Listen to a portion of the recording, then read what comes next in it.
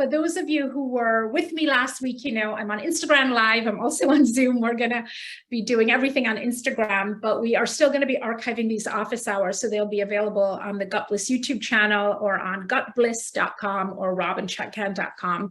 And as always, it's such a pleasure to be with you guys. I learned so much from your questions. And even though I can't see you, it's great to have this sense of community as we all figure out how to have healthier guts.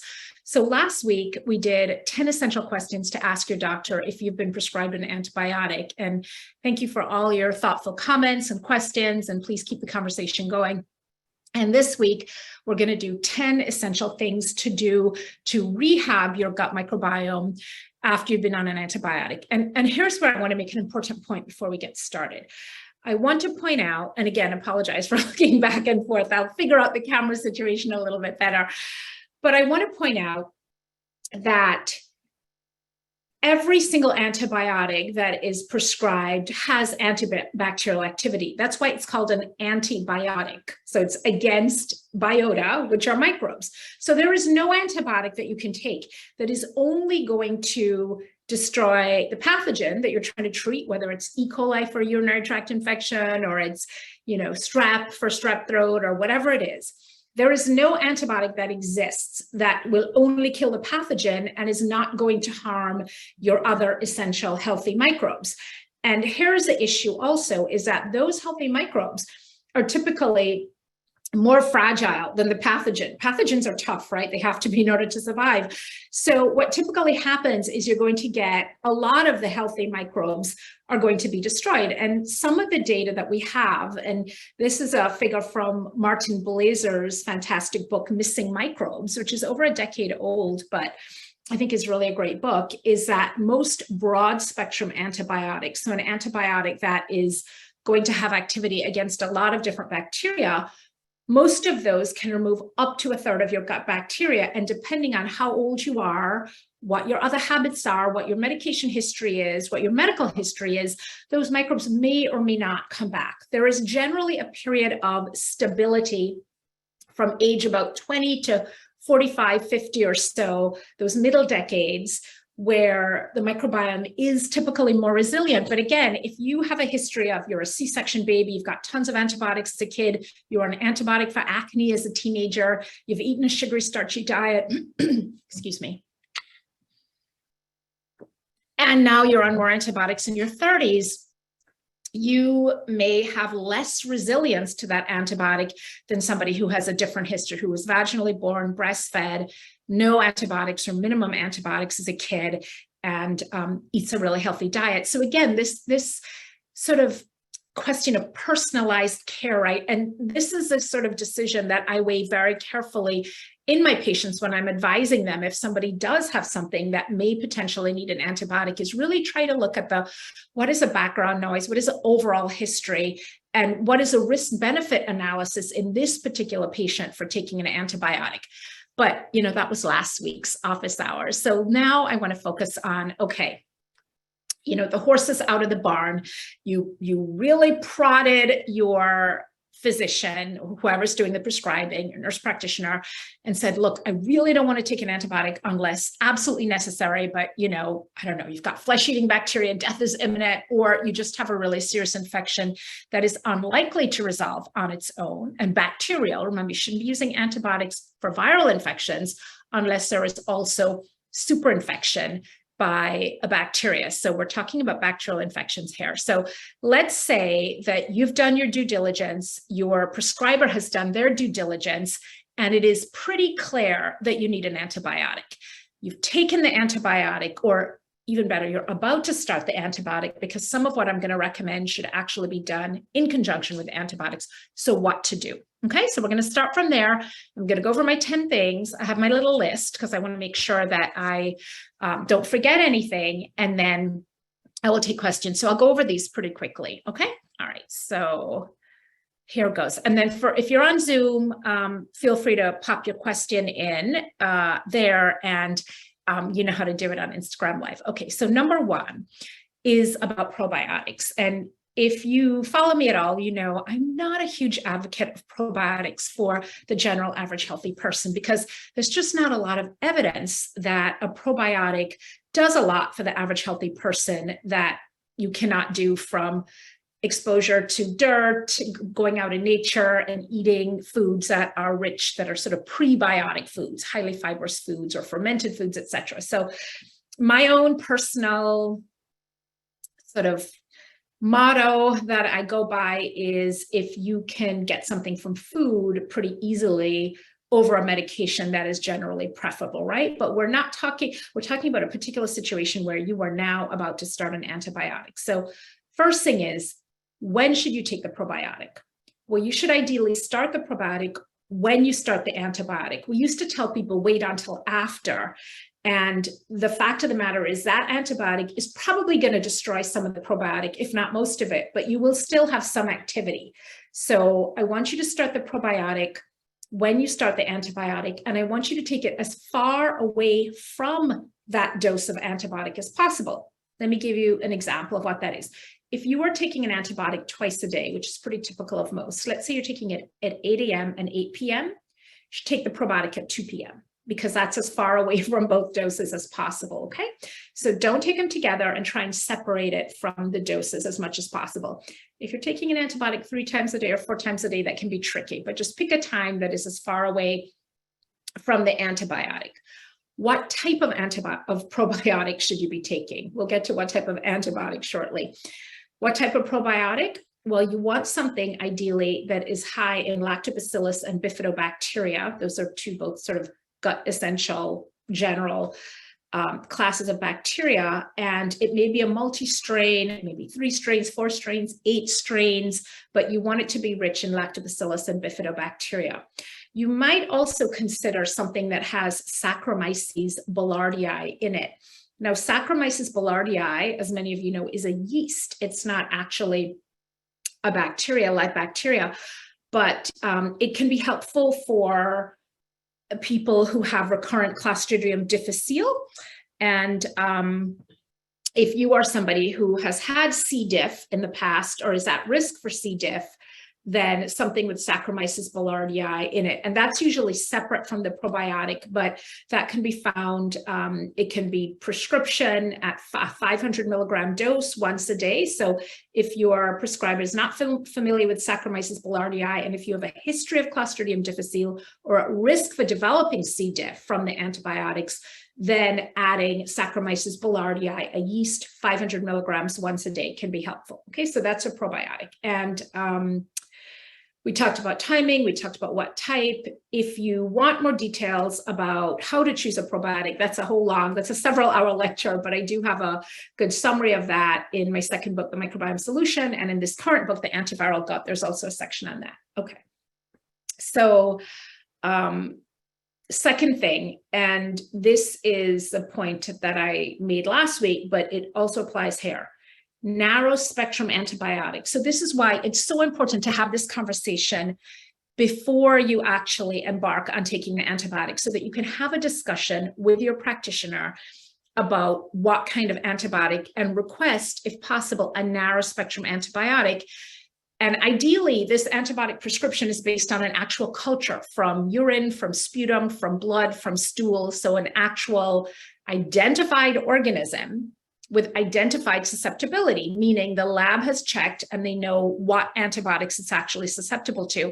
And this can prevent retreatment down the road when the culture results come in and it's like, oh, it's not susceptible to this thing you've been taking for 5 days. Now we have to start a whole new antibiotic over. So one of the important things you can do if you have been prescribed an antibiotic, and this is true for both, questions to ask and things to do after, is try and make sure that that antibiotic is as narrow as possible so that it is honing in on the pathogen you're trying to get rid of, and it's not destroying a lot of additional bacteria in the process. Okay, so that's the second important thing. Okay, number 3 on my list, eat prebiotic foods. And again, if you're interested in an exhaustive summary, or at least a comprehensive summary, Antiviral Gut, new book, or second book, The Microbiome Solution, both go into this in detail. What are prebiotic foods? And for definition, a prebiotic refers to the food for the gut bacteria, okay? And while there are prebiotic supplements, there are plenty prebiotic foods that work incredibly, and you're also getting the phytochemicals from, those plant chemicals from those foods. So what would those foods be? Well, foods high in inulin, for example, that kind of stringy fiber. So that would be things like garlic, leeks, onion. Those are all, oats are actually prebiotic, also dandelion green. So there's a long list, and you can just Google foods high in inulin and you'll see the list, or you can get one of the books. But so these prebiotic foods. And the other thing to keep in mind, and I always want to point this out because, there's so much interesting stuff on the internet about lectins and so on, and, food wars, but foods that we call MACs, M-A-C-S, not the cosmetic store, but microbiota accessible carbohydrates, are foods that are there to feed our gut bacteria. And MACs include a lot of whole grains and beans, lentils, things like that. So these are also great prebiotic foods, okay? So you want to incorporate as many of those as possible while you're on the antibiotic. Okay, while we're on the topic of foods, sugary, starchy foods, you want to cut down on those. And if you are prone to yeast infections with antibiotics, you might want to eliminate a lot of those foods temporarily. I'm never really in favor of eliminating those foods long-term because those foods add bulk to our stool, a lot of those whole grains. But if you are eating a lot of starchy stuff and you are prone to yeast infections, you may want to cut down. But what I'm talking about specifically here are not whole grains, it's starchy, sugary, processed food. So that would be like a lot of baked goods, a lot of pancakes, a lot of crackers, a lot of breads, things like that. Why? Because those foods are broken down into simple sugars. And those simple sugars tend to spike our insulin levels, and they tend to encourage a growth of the kind of bacteria we're not trying to encourage. We're trying to encourage growth of, you guys know, my favorite bacteria, Faecalibacterium prausnitzii and others, those bacteria that produce those really important short-chain fatty acids. And so if you're eating foods that are, made from whole grains, but they're very processed, they're lower in fiber, and if they're sugary and they have a high sugar content, they're releasing a lot of insulin. So you want to cut down or maybe even avoid those foods altogether. Okay, what else do I have on my list? So that was number 4. Number 5, I've sort of organized it by food, otherwise I'll skip all over the place. So while we're still on food, I want you to think about incorporating some yeast-fighting foods into your diet that you might not otherwise be, a big consumer of.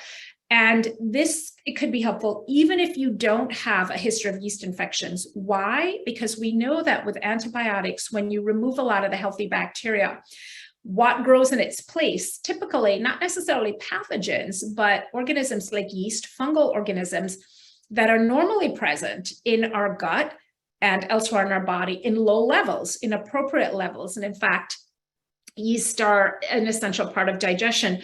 But when you've removed a lot of the healthy bacteria and the yeast are now overgrowing, then you have a problem. Then you have yeast overgrowth. And, some people who really have issues with yeast overgrowth will do an anti-yeast program, and that really cuts down on a lot of sugar, processed things. Some of the programs involve no fruit, which always sort of gives me pause. But what you can do, you don't necessarily need to be that extreme, but you can incorporate some anti-yeast foods. So what would that be? That would be things like onion and garlic that I mentioned that are also prebiotic, but also coconut oil, pumpkin seeds, rutabaga, those are seaweed. These are good antifungal foods. So again, they're in the books. You can look them up, and these are all helpful to incorporate. Okay, what else? Ginger. Ginger helps to increase motility throughout the GI tract. So if you're having a lot of diarrhea, if you're having antibiotic-associated diarrhea, this might not be as good an idea. And the next thing I'm going to tell you about will be helpful. But with antibiotics and kill off of the bacteria, some people get slow motility and they get a lot of bloating and gas, and that can be due to, the different bacterial changes in the gut and fermentation of different products. So if you have gas and bloating and you're not having diarrhea, I would recommend some ginger tea. And I think the best way to do that is to use fresh ginger. I use about an inch, peel it, cut it up in pieces, boil it, let it steep for however long you like it, depending on how strong you like it. You can add some fennel seeds in, or chopped up fennel bulb also is really helpful. And you can drink that throughout the day. And, you know, you can add whatever you'd like to add in it to make it taste better. If you want to add a little honey or something, that's fine, not too much. But ginger tea can really help with the bloating and gas. And again, fennel can help with that too.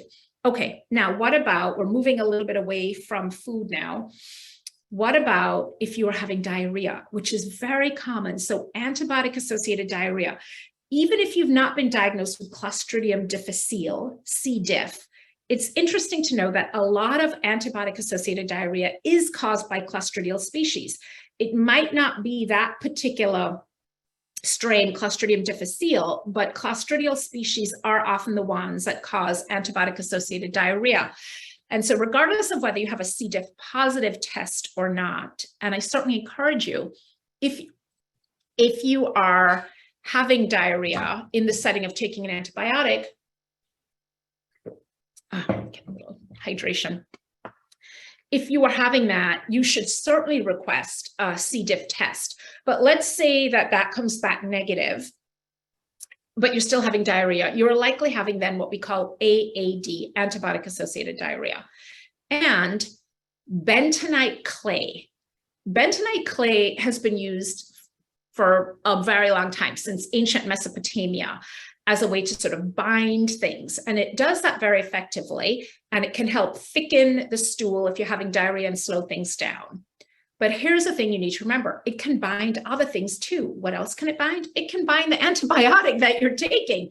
It can bind other medication. Maybe you're on a thyroid medication or heart medication.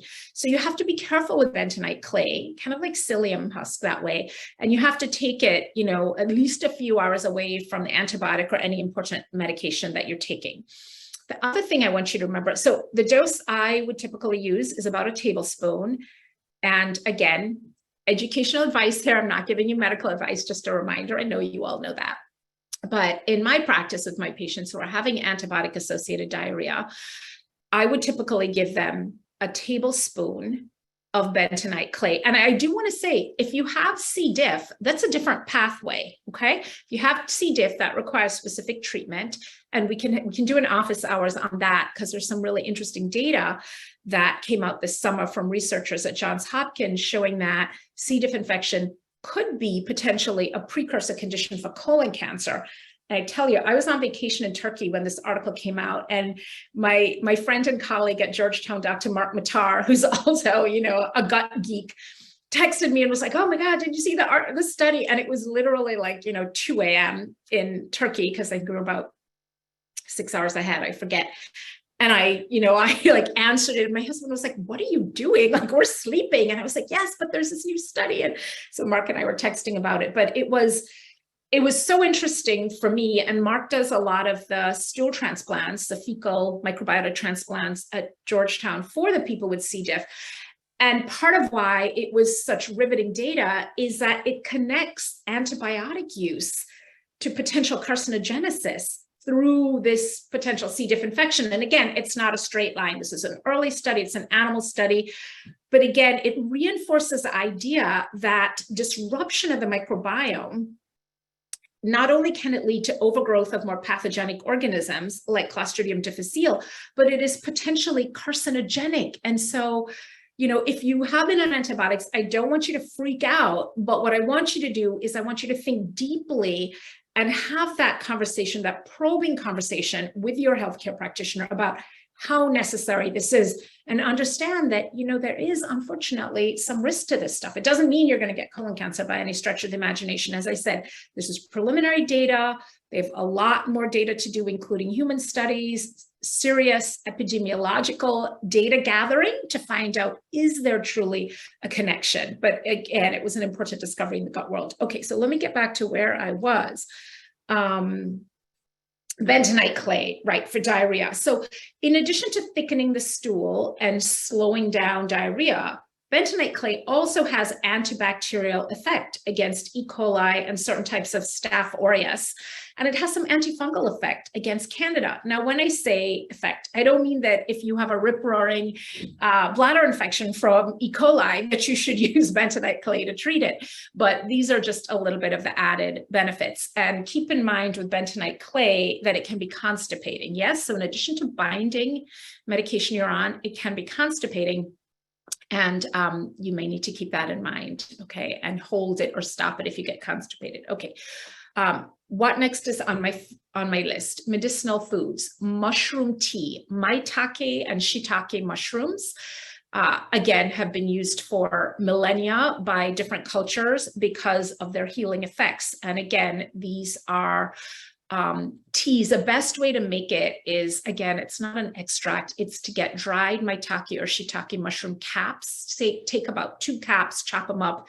Usually it's 2 caps of the dried mushroom caps to 4 cups of water. So boiling water, boil, simmer, let it steep. And you can sip on this throughout the whole time that you were taking the antibiotics. I'll tell you, I took this when I had my whole tooth ordeal that I won't go into the gory details with earlier this year. And I did have to take an antibiotic for a short while. I did the mushroom tea, and I'll tell you, it wasn't delicious. And I'm not a huge mushroom fan. I know they're so good for you, but I don't love the consistency or the flavor. I did have a delicious mushroom soup that was an amuse-bouche at a restaurant that the chef brought out. And I've had it twice at this wonderful restaurant in DC called Imperfecto. And it's the most delicious thing. And when you drink it, and it's just a little bit as an amuse-bouche, it is so grounding. I mean, you can taste the earth. And that's literally the only mushroom soup I've ever tasted where I was like, this is delicious. And unfortunately, Imperfecto is not attainable on a regular basis because it's a super expensive restaurant, but super wonderful. So you can do the tea. And again, earlier this year, I digress, when I was drinking it, it was not delicious, but I remind myself what I used to say to my daughter when I would try and get her to drink the green smoothies when she was little. I would say, you don't have to like it, you just have to eat it, or you just have to drink it. And remember that this is medicinal. So that is, and you may love mushrooms. So I'm, sorry if you're an avid mushroom fan and I'm maligning mushrooms by saying they don't taste good. This is just personal preference on my part. I eat, virtually every food, but this one is not one of my favorites. Okay. So we talked about the mushroom tea. Number 9, liver support. Remember that almost every antibiotic, maybe every antibiotic, but certainly the vast majority are metabolized through your liver. Your liver is one of your main organs of detoxification. And so while you're on the antibiotic, which is, putting sort of an additional strain on your liver, you need to support your liver. Well, what does that mean? That means that this is not the time for alcohol. I don't care, how healthy you are taking an antibiotic, you should not be drinking. It's putting an additional strain on your liver and on your GI tract. So, even if you're a light drinker, glass of wine, every couple of times a week, this is not the time. What else can you do to support your liver? Well, look at other medications that you may be taking that are toxic to the liver. Are you taking Tylenol, acetaminophen? You may be taking it at a dose that normally is well tolerated, but now you add the antibiotic to that, and that may be problematic. So take a look through your medicine cabinet, over-the-counter supplements, see what other things are metabolized in the liver that you could potentially, do without or lighten up on. And finally, for liver support, dark green leafy vegetables, the kale, the spinach, the collards, these are all really essential for helping to produce more healthy bile and supporting the liver during this time of antibiotics. And also broccoli, beets, a couple more that I can think of, but and the dark green leafy veggies, really, really helpful for liver support. And finally, I'm going to end with this one so that I can hear from you guys. Acid blockers, PPIs, proton pump inhibitors. The combination of an antibiotic and a proton pump inhibitor is, anathema. This is terrible for your microbiome because we know that proton pump inhibitors, by blocking acid, you create a more hospitable environment for bacterial overgrowth in the stomach. And you also disrupt that natural gradient of acidic up top in the upper GI tract, alkali down below in the colon. And that leads to disruption of that natural gradient of bacteria with not a lot at the top and more at the bottom. And we see weird things in people taking PPIs long term, like we see mouth anaerobes in the colon, which is like, no, you're not supposed to be here. So it creates a lot of imbalance. And we know long-term PPI use, more than, a few months at a time, is a major cause of dysbiosis. In fact, we know from a study published in the journal Gut a few years ago that long-term PPI use is as disruptive to the gut microbiome as long-term antibiotic use. So what can you do if you are taking a PPI and now you've been prescribed an antibiotic? Well, if this PPI is something, and by PPI, proton pump inhibitor, acid blocking drugs like Nexium, Prilosec, Prevacid, Acifex, all of those. If this PPI is something that you need long-term and you have had a detailed conversation with your doctor or whoever your healthcare provider is about that, and you cannot stop it long-term, what you may want to do is have a conversation about whether you can stop it while you're taking the antibiotics. And because these drugs build up in your system, they take a while to sort of, when you stop it, for it to get out of your system. So ideally 72 hours before you start the antibiotic, you want to stop the PPI. And you need to discuss with your doctor whether that's just a, cold stop or whether that's a tape or whatever it is. Ideally, at least 72 hours before you stop it, and you stay off it while you're on the antibiotic. Of course, even more ideally is you stay off it long term, but that may not be possible. So that's what you want to do while you are on the antibiotic. Okay, so just a quick summary hit list, and I'm going to start posting these lists to Instagram a day or two after we load this, just so you have the information there again. Number 1, probiotic during and after.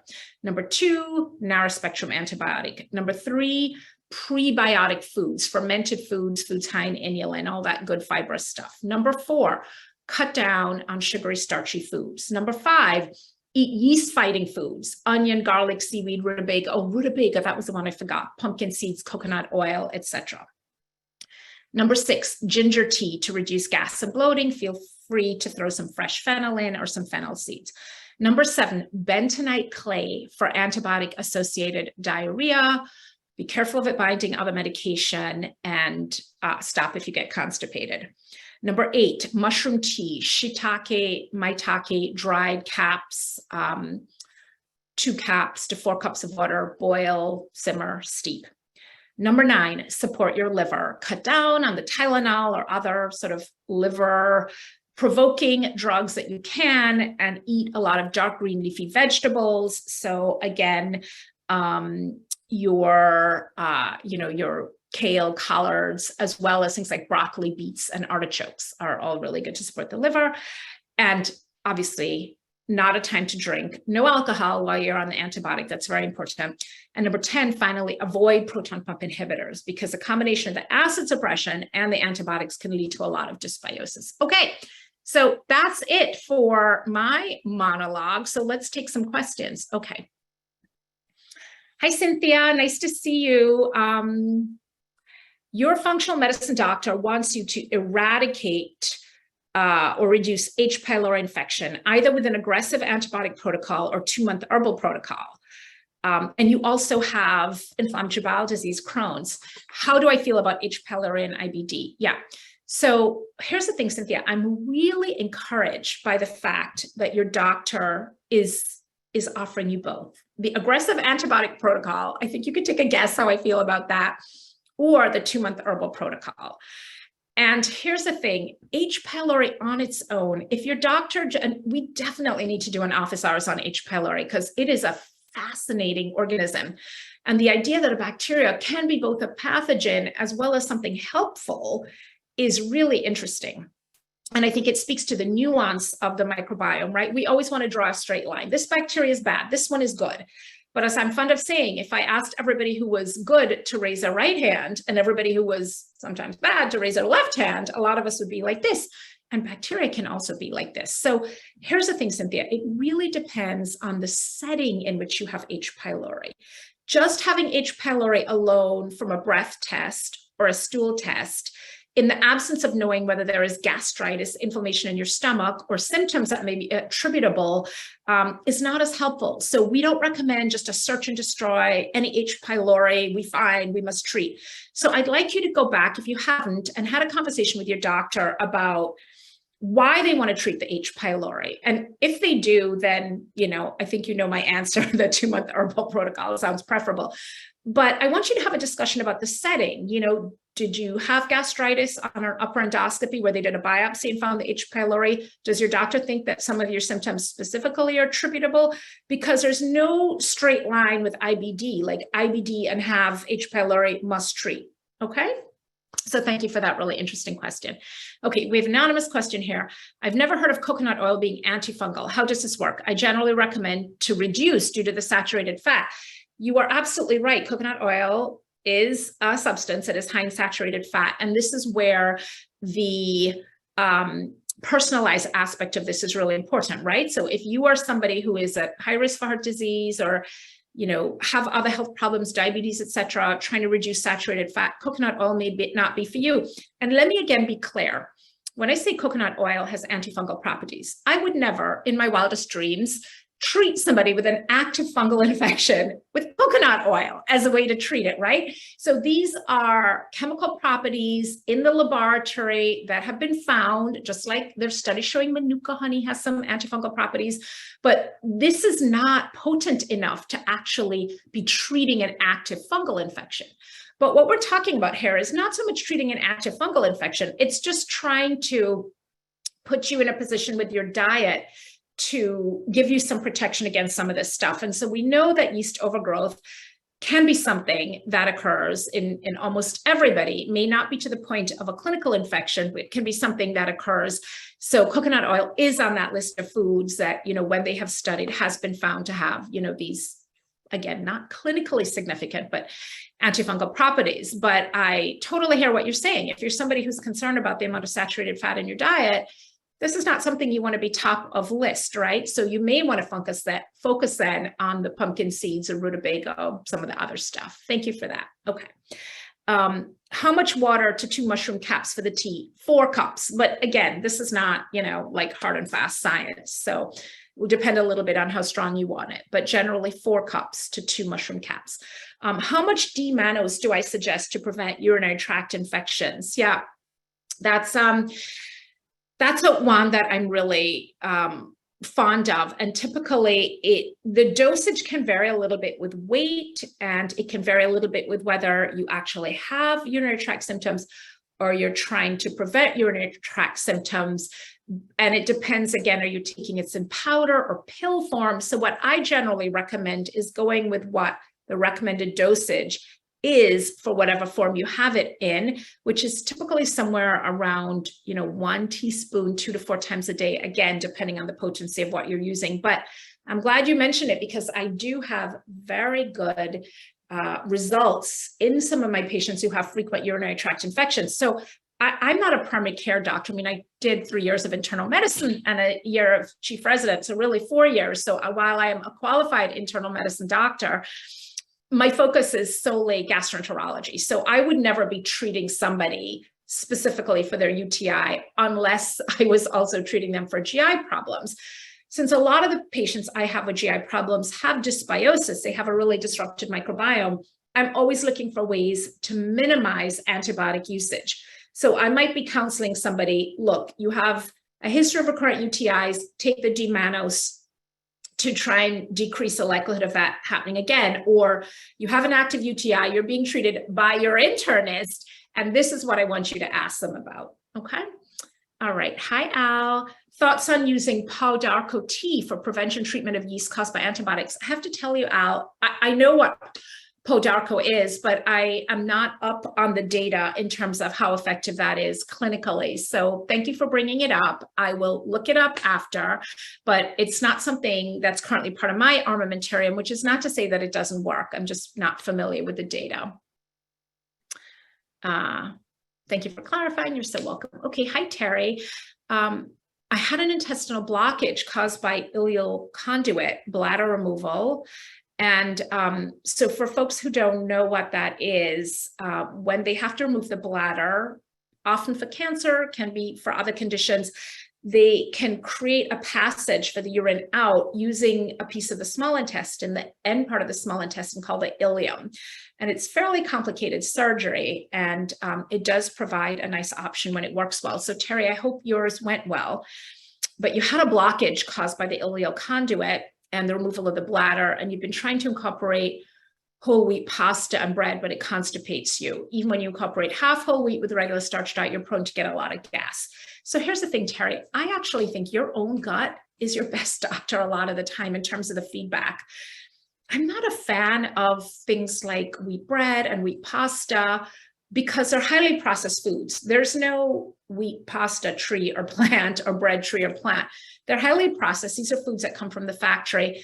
And because we have pretty clear data that gluten in wheat, rye, and barley can be problematic for a lot of people. Now, that being said, if you eat whole wheat pasta and whole wheat bread and you have no problems whatsoever, fantastic. Just don't eat too much of it. But if you, like you, Terry, are having, feedback in this, with it being constipating, which it is very constipating in a lot of people, then I would avoid it. I would try and look at alternatives. So I love brown rice pasta. I like the Jovial brand. There are lots of great brands out there. You could try a black bean pasta. You could try quinoa pasta. These are all good options. And in terms of bread, I like to go to the local farmers market in DuPont Circle, and there is a company there that make a delicious gluten-free bread it's called Atwater's, and they're a regular bakery, but they have some nice gluten-free products. And the thing about their bread that I love is that even in the refrigerator, but if you leave it out, it goes moldy in like a week or two. So when I buy it, I freeze it and then take out like half at a time, because I don't eat a ton of bread most of the time, and here's why I like that it goes moldy. It's real food. It's real ingredients. So food that sort of never goes bad, that has a long shelf life, or I would say food that ants don't eat, you should be worried about. So, the Atwater's bread is a bread made with real ingredients. It's not a bunch of emulsifiers and chemicals, and it doesn't last that long. It will last a couple of weeks in the fridge.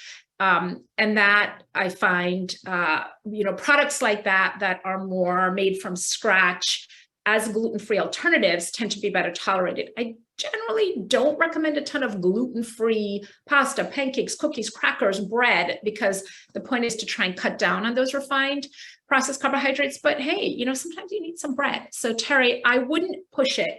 Your gut is giving you some important feedback about the wheat, and I would look for some alternatives. Thank you for sharing that with us. Janice, are there other ways to treat SIBO without having to take the gut-targeted antibiotics? Absolutely. And in fact, when you think about it, Janice, SIBO is mostly small intestinal bacterial overgrowth, a form of dysbiosis, is mostly caused by too many antibiotics. So the idea that more antibiotics can solve it is wishful thinking. Janice, I want you to go back either to our Gut Bliss YouTube channel, to gutbliss.com, or to robinchutkan.com.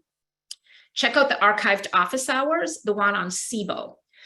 And on both the websites, you'll also find a series of gut guides, free gut guides, and we also have one on SIBO. And I think you'll find some helpful information there. Janice has ulcerative colitis, moderate SIBO, and dysbiosis and things like SIBO are often sort of the foundation on which inflammation like IBD is built on. And when it acts up, looks like I've eaten a basketball and the pain is awful. Oh my goodness, that sounds awful. Sometimes I can control the symptoms with food. UC is in remission. Yay. So glad to hear that, Janice. And while you mentioned that, I want to mention that we are relaunching our drug-free IBD Remission without Immunosuppression course. We're relaunching it in January, but the registration will be live in a week or two. I'm actually just trying to sort out some issues, some WooCommerce issues on the shopping page. It's ready to go. And I know there was somebody on here earlier who was, I think it's Cynthia, who was part of that course. And I had so much fun with it. I was going to relaunch it as just virtual. And then I said, no, I don't want to deprive myself of the opportunity to connect with all these amazing people and hear their stories and learn from them as we learn from each other during this course. So Janice, it sounds like you don't need the course because you're in remission, which is fantastic, but check out these free SIBO resources. Okay. Cynthia wants to know, does lactobacillus compete with bifidobacteria? Why would a patient have high lacto but low bifido? So again, these are, when you say compete, yes, it is, you know, everybody is in there, all your trillions of bacteria, they're all competing for resources. But when you say compete, like, should you not take both? No. So compete in a more philosophical way, like we are all on the planet competing for resources, but does that mean that we cannot cohabitate peacefully and even synergistically? No. So kind of same thing here. And what we find is that these multi-strain probiotics are typically more effective. In terms of why you have high lacto but low bifido, again, you can't draw straight lines. And the interesting thing, Cynthia, is if you were to test a stool sample again, you might find the exact opposite, right? It really just depends on what's going on in your gut at the time, what you've eaten, the particular sample of stool you get. So I want to caution against using this stool testing, which is really still in its infancy, as, you know, hard science for what's going on and what you should do. Okay. Is drinking a Shiitake Maitake tea compatible with yeast fighting foods? Yes, that's not an issue. Don wants to know, what are the downsides of endoscopy? Anything to prevent side effects, if any? Don, it's a great question. It's a long answer, a little bit outside of what we're doing today, but I'll tell you, like, okay, what's the worst possible thing that could happen? Perforation. Somebody making a hole in your intestine. Very rare, but you could ask. It's not, you know, rude to ask the person doing the procedure, can you tell me what your perforation rate is? You know, it should be so low. It should be like 0.0000 something, you know, that would be like the worst possible thing. What are the other downsides? Is you can have they can leave a lot of air in there and you can have gas and bloating for a few days after. You can be uncomfortable. If you're having a colonoscopy, the bowel prep does cause some changes in the microbiome, but in adults, those tend to revert back to normal after about 2 to 4 weeks. And infection transmission from endoscopy is exceedingly rare. Like, you know, it's a case report in the GI literature when it happens, because we have very clear cleaning procedures for the scopes equipment. We don't multi-use a lot of the things. Okay, but these are fair questions to ask. Do feelable lumps in a distended belly full of intestines at the same time with very soft stool, does it indicate a blockage that allows passage of the wet stool? If so, what to do? Not necessarily. You can, and here's a resource for you. If you go to the Robin Chutkan, ROBYNNECHUTKAN.com website, on the homepage, scroll down to the bottom, there is a free constipation ebook, Getting Regular. I put this thing together myself, every word of it. It's 78 pages. It's fantastic. And my goal is simply to try and offer as many free, easily accessible resources to people. We put out a monthly blog. We don't use your name for anything. We don't sell you anything, but again, we like to provide these resources. So I would take a look. I would go ahead and get that downloadable constipation ebook, because it explains how you can have, how one of the causes of actually, essentially, you know, some people, like, they feel constipated, but they're also having diarrhea or loose stool, is when you're blocked stool leaking around it. But again, it's a little outside of the scope of what we're discussing today. Hi, Michael. Michael's been diagnosed with gastritis and his esophagus is inflamed due to reflux. Also, intestinal metaplasia was found during upper endoscopy. Do I absolutely have to take antibiotics and PPIs? Thanks. Okay. So none of these diagnoses so far suggest a need for antibiotics, because gastritis, anything itis, means inflammation, not infection. And reflux, inflammation, not infection. And intestinal metaplasia, inflammation, not infection. Okay. So I don't see any indication there for antibiotics, Michael. Now, if you had gastritis and H. pylori, that's a different conversation based on the degree of inflammation that they found the H. pylori in. And in that case, you may, but you could also ask about non-antibiotic protocols, which generally take longer, are not as effective, but they can sometimes work. Now, what about a PPI? So again, short-term proton pump inhibitor can help all of these conditions, right? The reflux, the gastritis. But long-term PPIs, then you're talking about a significant risk-benefit ratio, because now you have the risk of long-term PPIs, not just dysbiosis disrupting your microbiome, but also we know long-term PPIs have been linked to cognitive issues, bone loss, kidney problems, because when you change a pH in the upper GI tract, you affect the nutrient absorption and delivery, and this can have long-term effects that affect lots of different organs. So what you want to find out about that intestinal metaplasia. Intestinal metaplasia is another term for Barrett's esophagus, which is theoretically a pre-malignant condition of the esophagus, but short segment intestinal metaplasia, Barrett's esophagus, which is just, defined as less than 2 centimeters, the bottom part of the esophagus, does not have a risk of esophageal cancer. So you want to ask some probing questions, Michael. Do I have a lot of intestinal metaplasia or just a little bit in the esophagus? Is it more than 2 centimeters or not? What is the risk for this turning into cancer? And you want some actual numbers. And then again, specifically, do I have to take this PPI long term? Do I have to take it at all? Could I work on diet and lifestyle? Again, go back to the archived office hours, Gupless YouTube channel, robinchutkan.com, gupless.com. Go back, find the one on reflux and PPIs, check that out. Go to our gut guides on the website, check out the one on reflux. And then armed with that information, I want you to have a really detailed, probing, but gracious conversation, as I know it will be, Michael, about what is the indication for long-term PPIs or short-term PPIs? So again, could you incorporate some of those diet and lifestyle changes that I talk about, earlier diet, calorie shifting, where you eat your bigger meals earlier in the day, a lot of things designed to decrease the reflux symptoms, okay? But, these are really not absolutes. All right, so let's see what we have on Instagram with questions. I don't know why I'm not getting to the questions. Okay, here we go. Okay, I don't know why that doesn't seem to be. Let me scroll back up. I'll get this down soon. I apologize.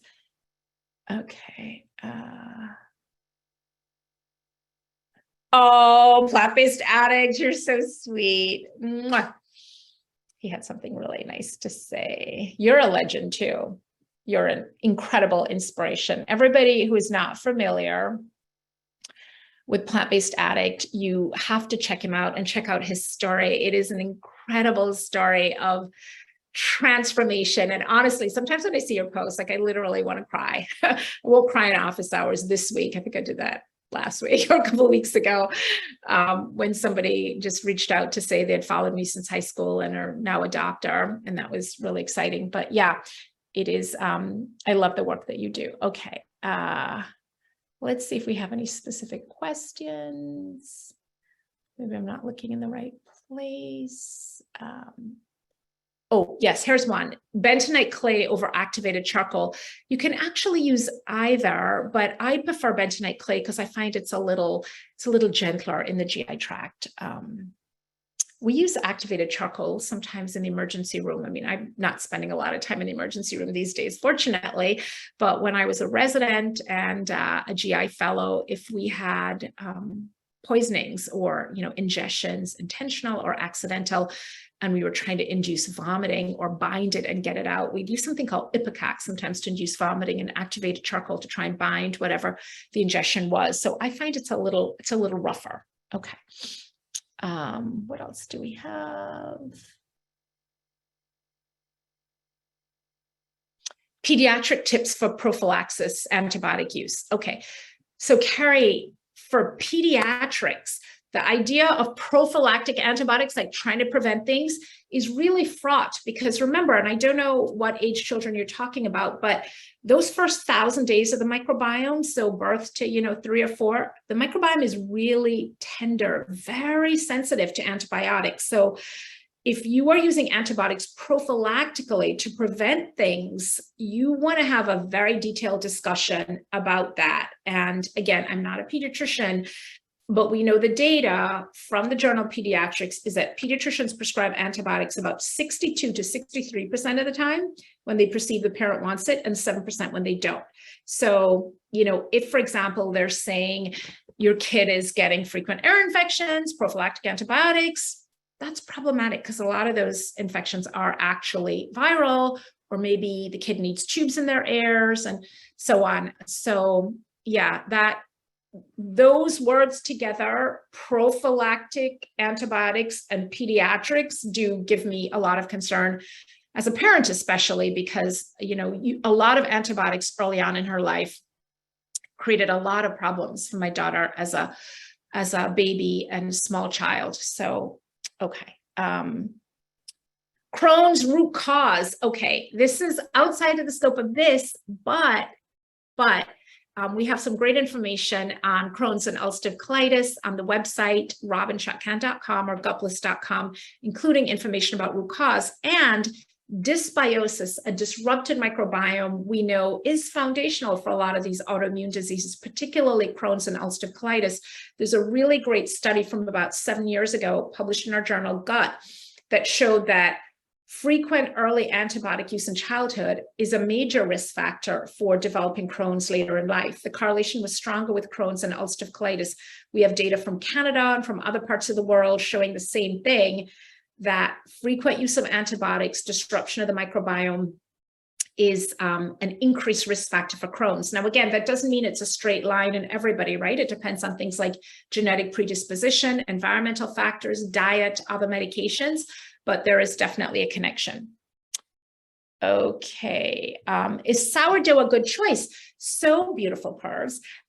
Sourdough, if you are gluten intolerant, a lot of people who don't tolerate gluten or are just looking for an alternative tolerate sourdough better because it is less glutinous, but beautiful, Pervs.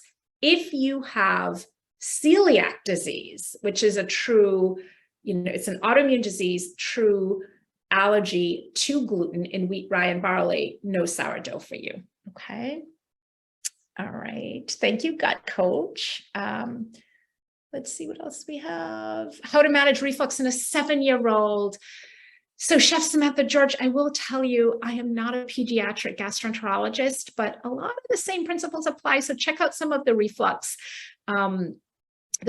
resources I mentioned on our website and with past office hours, because some of the things about, not eating late at night, not filling the stomach, making sure they're not eating too much fat, those kinds of things. I assume a 7-year-old is not, having caffeine and alcohol, some of those other things, but some of those things apply. And then remember that in children, you can sometimes have anatomical abnormalities, not so much in a 7-year-old, but in babies. You can have reflux in infants because that lower esophageal sphincter is not yet fully formed, but I wouldn't expect that in a 7-year-old. So I do want you to check with your pediatric gastroenterologist, but take a look at some of the resources because it can help inform that conversation. Okay. Yep. Same for an adult.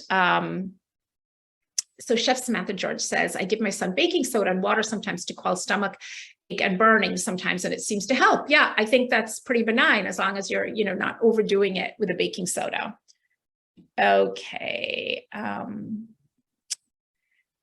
For kidney reflux to prevent UTIs, but it worries me for long-term gut issues. The antibiotics, Carrie. Yes, Carrie, I'm so glad you raised that because we do see this issue of posterior urethral valves in children where they have these valvular abnormalities in the urethra that are causing things to reflux back up, the urine. And I will tell you, Carrie, that one of the patients in my practice is a young woman who had one of the most severe cases of dysbiosis, and she was on antibiotics as a kid for 3 years continuously for this very problem. And her gut issues are just legend. And so I am often on the receiving end years later when these people are young adults or teenagers or older adults, and they have tremendous gut issues. And you can get to a point where the degree of damage from the dysbiosis is just really challenging to correct and sometimes difficult to correct. So I'm so glad that your child has you as an advocate to say, look, if the problem is posterior urethral valves or whatever it is, what else can be done? Because here's the thing, Carrie, your pediatric urologist or whoever's treating this might be a fabulous doctor, but they may just not be up on what the latest data is on long-term antibiotic use in children. So, I always say, and I know you will do this, you don't want to come across as like, I can't be on antibiotics, but you just really want to have a really in-depth conversation and say, look, I'm really concerned about the long-term effects down the road of long-term antibiotic use in my kid. We know that long-term antibiotic use is clearly, unequivocally linked to potential autoimmune diseases later in life and some other things. So is there another solution? I mean, when my daughter was being put on prophylactic antibiotics as a young child for ear infections, and before I had my realization, it was really this experience that brought me to really, changing my practice and becoming very interested in the microbiome and its connection to not just gut disorders, but overall health. I know when she was being treated with that, I wasn't aware that tubes were the answer. And it was really another parent. I mean, so here I am, I'm a doctor. I trained at Yale and Columbia. I didn't know because I'm not an ENT. I'm a gastroenterologist. And so it's another parent who was like, oh, maybe she needs tubes. And, it was kind of shocking that the pediatrician didn't recommend it, right? And then when I brought it up to her, our pediatrician was a lovely woman, was like, oh yeah, I'll give you a referral to, ENT. She got the tubes and really solved the problem in a lot of ways. So I definitely want you to have that conversation, and thanks for bringing it up. Okay. My 3-year-old has HSV, that's herpes simplex virus 1. For those of you who don't know, skin flares on her face, doing acyclovir episodically, but doctors recommend preventative, but I'm worried about how to build her gut while doing acyclovir. So here's the thing, Carrie, the good news is acyclovir is an antiviral, not an antibiotic, but that being said, it does have pretty serious long-term effects. So I would look at what might be causing those flare-ups, right? We know that herpes simplex virus 1 has a latent form, just like many of the human herpes viruses, right? Can be latent and can be activated. And again, big disclaimer, I'm not a pediatrician, but I do have a kid. And one of the things that we see in adults is that these viral infections often flare up at times of stress, when our immune system is unable to do the immune surveillance to control the virus. They can flare up based on our diet, if we're, not eating such a great diet, if we're not sleeping well. There are a lot of these other things that can affect that. So these are things that you can look at. And hey, there is absolutely no harm in looking at, your daughter's diet or your 3-year-old. Oh, you said her face. Yes. So a daughter. On seeing how you can optimize her diet, on seeing how you can reduce her stress. 3-year-olds have stress too, right? On looking at some of these other things and seeing if you can figure out, is there a pattern to these flare-ups? And again, I would express your concerns about the preventative acyclovir. And just a little plug for my new book, The Antiviral Gut. And I really, I would love everybody who is on the Zoom or on the IG Live to buy it, because I think it's a great book. And if you pre-order now, there's some cool pre-order incentives that you will see on both the websites. But I do talk there's a big sort of plan section, and I do talk about post-viral syndromes, not just post-viral syndromes like long COVID, but also things like chronic fatigue syndrome, ME/CFS, herpes virus infections, and what are the factors that go into a latent virus basically not being controlled by our immune system. So I think there would be some helpful stuff in there for you, Carrie, and you do have that conversation. Okay. Chef Samantha wants to know what stool blood test we can purchase to test for gut dysbiosis. I recommend the American Gut Project, but don't hang your hat on this stuff because it's still in its infancy. Okay. Not sure if this is a gut question. What's a good way to lose inflammation? Starting to get arthritis issues, and I think it's inflammatory issues. Not sure if it's what I'm eating or what I'm doing, too much sun exposure. I don't know. Well, Zaida, anti-inflammatory diet is a great place to start. And there are lots of different versions of that out there. Some are very restrictive, some are not so restrictive. I would recommend basically taking out a lot of the, oops, looks like I lost everybody on Zoom. I lost everybody on IG Live, but here on Zoom. So an anti-inflammatory diet that takes out a lot of the processed refined sugars, alcohol, the obvious things, and ramps up the plants. Okay, guess what? It's 1:02. It's time to go. I could be with all of you all day long, and I wish you were here with me in person, but alas. But thank you so much again for joining me on this office hours, 10 things to do after taking an antibiotic.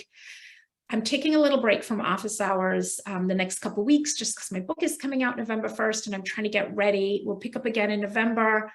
Please, please, please, please, please order my book. It's really great. I know I wrote it, so I'm biased, but it's really very good. Lots of useful information in there. So please order it before November 1st so we can have good, good pre-order sales. And I will see you all again really soon. Okay. Bye-bye.